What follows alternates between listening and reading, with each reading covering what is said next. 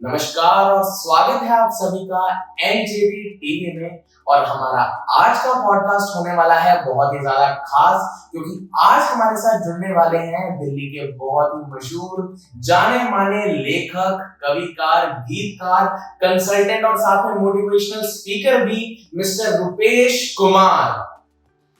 कैसे हैं रुपेश सर? सबसे पहले आप ये बताइए। बहुत बढ़िया, तुम बताओ। सब बढ़िया सर। और कैसा महसूस कर रहे हैं आप आज हमारे साथ एमजीटी टीवी के साथ जुड़ने में? बहुत ही अच्छा लग रहा है और सबसे ज्यादा तो ये अच्छी बात ये लगी कि तुम लोगों ने मुझे बुलाया और बात करने के लायक समझा, इसलिए बहुत धन्यवाद। सर क्यों नहीं बुलाएंगे आपको सर, एक जाने माने मोटिवेशनल स्पीकर हो आप, एक जाने माने राइटर हो, आए दिन आपकी बुक आती रहती है। वैसे वो हाल फिलहाल में कौन सी नई बुक लॉन्च कर रहे हो?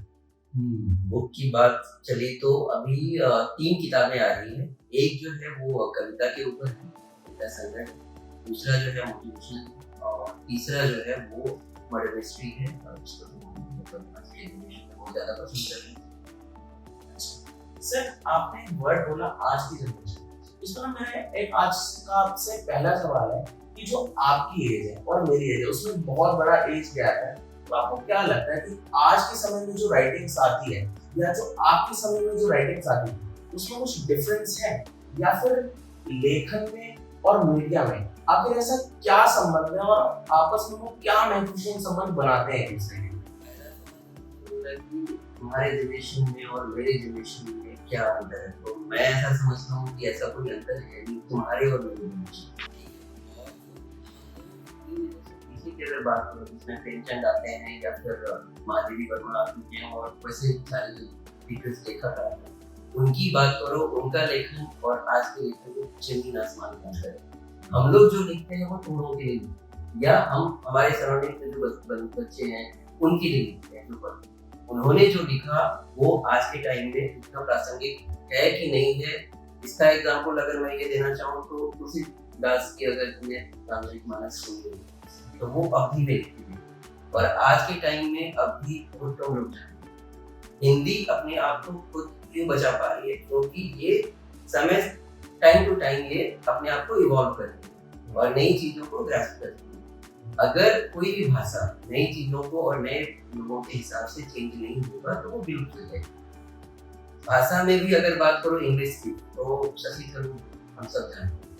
आज के जनरेशन में अगर वो आज के लोगों को भी इंग्लिश बोले उनको समझ नहीं है।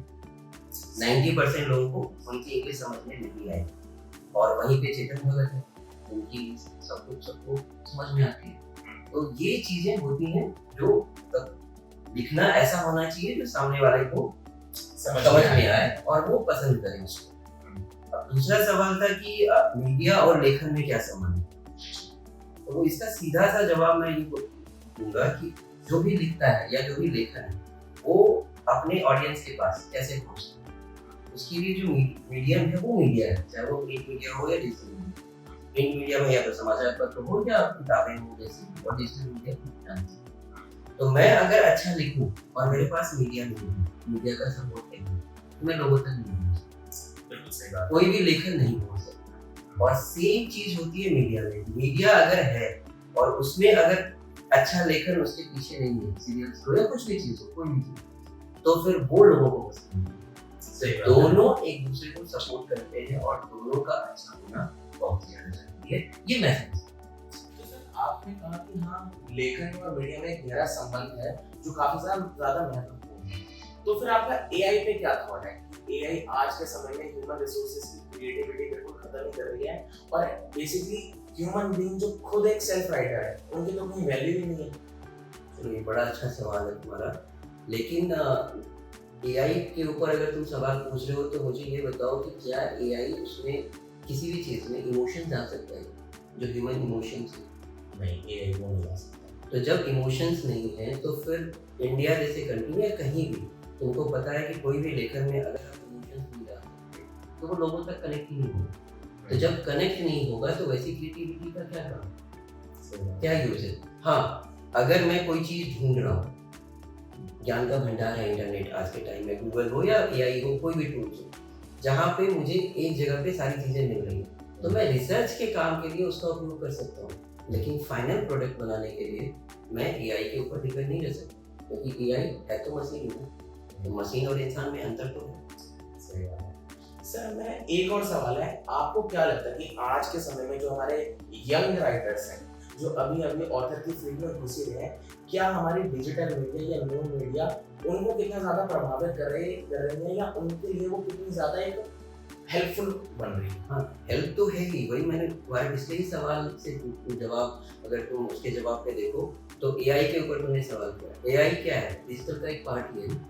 तो डिजिटल आज के जनरेशन में, पहले के जनरेशन में लोगों को क्या था कि उनको पता नहीं था कि वो किनके पास जाए, ना उतनी पब्लिकेशन हाउस थी, ना उनको उसका एड्रेस पता था। लेकिन आज एक क्लिक में तुम सब कुछ सबके पास पहुंच सकते हो, तुम अपनी चीजें पहुंचा सकते हो। अगर तुम्हारी बातों में दम है तो लोग सुनेंगे, ठीक है। और रिसर्च का काम करोगे तो इतने सारे टूल्स हैं, अलग अलग विधा में अलग अलग चीज लिखते हो। हर जनरेशन को उस चीज को यूज करना आना चाहिए, चाहे वो टेक्नोलॉजी हो या कुछ भी। अगर मैं टेक्नोलॉजी आज के ज़माने में यूज़ ना करूँ तो फिर मैं तो पीछे रह जाऊँगा।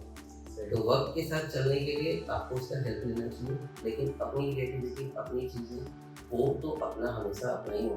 सर मेरा एक अगला सवाल है राइटिंग फॉर्म्स पर। जैसे जब प्रिंट मीडिया थी, और प्रिंट मीडिया में कविता भी आती थी, आर्टिकल्स भी आते थे, शॉर्ट स्टोरीज भी आती थी, लेकिन आज के टाइम में डिजिटल एरा में अब जो दिखता है वो दिखता है, मीडिया आया है तो वो दिखता है, ग्लैमर है।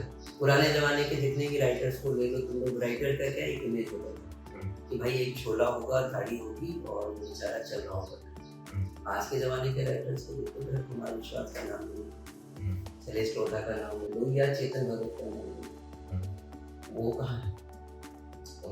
बिल्कुल एक अलग पर्सनैलिटी भाई है। मर्सिडीज पे चलते हैं, हर कोई आज उसको देख के कहता भाई हमको लिखेंगे।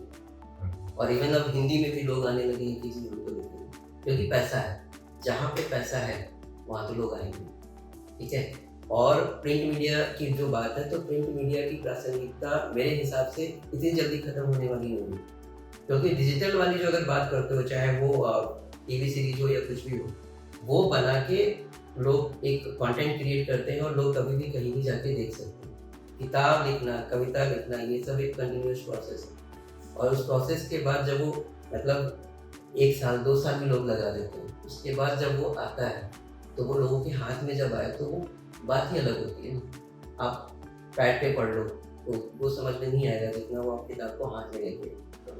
तो ये दोनों का अपना अपना स्थान है और कभी खत्म नहीं होगा मेरे हिसाब से। सही बात है। सर एक चीज़ बताइए, जैसे आपने कहा कि एआई एक तरह से हम यंग राइटर्स को हेल्प तो कर रहे हैं, क्या हमारी जो न्यू मीडिया है वो यंग राइटर्स को प्लेटफॉर्म दे रही है कि अगर वो मैगजीन्स में या फिर न्यूज़पेपर्स में नहीं लिख पा रहे हैं तो वो सोशल मीडिया पर अपना खुद का चैनल बना के या अपने खुद के ब्लॉग राइटर बन के वहाँ पे भी ब्लॉग अपडेट कर सकते हैं? ये तो कहीं हो ही रहा है। ये बहुत सारे ब्लॉगर्स जो हैं वो इतना ज़्यादा कमा रहे हैं कि जो मतलब अच्छे अच्छे लोग नहीं कर रहे। सब जगह है कि अगर आपके पास टैलेंट है तो आपको एक मीडियम, एक प्लेटफॉर्म मिल रहा है और उस प्लेटफॉर्म के हिसाब से आप उसको दे रहे हो। पहले से प्रिंट मीडिया था, अब इतने अलग अलग आपको चैनल्स मिल रहे हैं। सोशल मीडिया है, डिजिटल मीडिया है, टीवी है, सारे हैं। आप कहीं भी जाइए, कहीं भी लिखिए, क्या दिक्कत है? सर एक लास्ट सवाल मेरा आपसे ये है कि आप प्रशासन को या फिर सोसाइटी को या फिर कोई भी यंग राइटर्स को कोई मैसेज कन्वे करना चाहोगे एमजेटी टीवी से, जिसकी वजह से उनको आज के डिजिटल एज में एक राइटर बनने की और ज़्यादा प्रेरणा मिले, और कैसे मीडिया और लेखन का संबंध और ज़्यादा गहरा हो?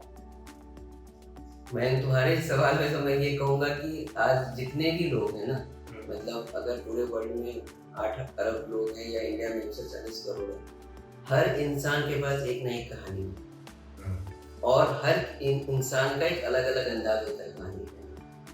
चाहे वो सेम क्यों ना लाइफ स्टाइल किसी का हो, कि मतलब गरीब थे अमीर हो गए या अमीर थे गरीब हो गए, राजा रानी की कहानी भले ही एंड और स्टार्ट एक ही हो, लेकिन उसका जो जर्नी है हर किसी का अलग अलग है। और अगर तुम हर किसी इंसान के पास जाओगे ना तो हर कोई कहेगा हाँ यार मेरे पास सुनाने के लिए कुछ है, ठीक है। हर कोई अंदर से राइटर होता है। बात अलग है कि या तो परिस्थिति उसको नहीं देती है उतना चांस, या फिर मेंटल ब्लॉक होता है। लेकिन चाहे किसी भी चीज़ में देखो, टिप्पणी करेगा, कुछ भी करेगा, जो पढ़ा लिखा नहीं भी होगा ना, जो बात करता है, जो समझता है, वो हर चीज़ एक मैसेज कन्वे करेगा। तो हर कोई, हर इंसान सक्षम है मैसेज कन्वे करने में, बस वो अपने आप को पहचाने और राइट प्लेटफॉर्म पे राइट चीज़ को चूज करके अपना उसका मैसेज का इस्तेमाल करे और भलाई के लिए करे, और ये हर कोई कर सकता है। बिल्कुल सही बात है सर, बहुत बहुत थैंक यू कि आज आपने हमारी सोसाइटी को या बहुत सारे यंग राइटर्स को जो आपकी तरह एक अच्छा ऑथर या फिर एक राइटर बनना चाहते हैं उन सब के लिए काफ़ी ज़्यादा मोटिवेशनल बात हुई। And sir thank you so much हमारे चैनल